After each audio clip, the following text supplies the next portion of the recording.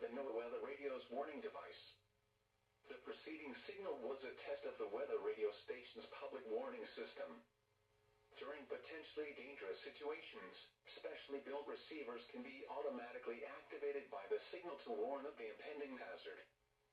Tests of the signal and receiver's performance are normally conducted by the National Weather Service every Wednesday between 11 a.m. and 12 noon. If there is a threat of or existing severe weather in the area on Wednesday, the test will be postponed until the next available good weather day.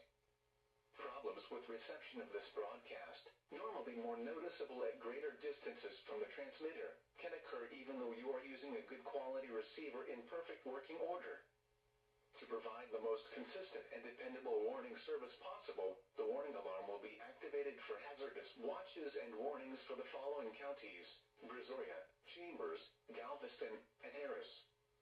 Repeating, this is a test of the NOAA weather radio's warning device.